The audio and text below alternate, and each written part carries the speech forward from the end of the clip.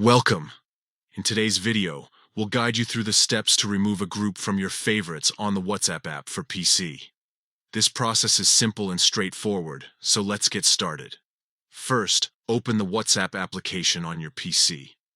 Once it's up and running, look towards the top of the screen, just above the search bar. There, you'll notice a small filter icon. Click on this icon to reveal a list of filtering options. From the drop-down menu, select Favorites. This will display all the chats and groups you've marked as favorites.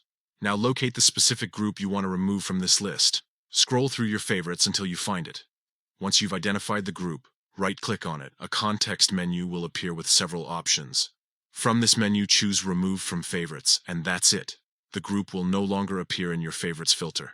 This quick method helps you keep your favorites list organized and focused on the chats that matter most to you.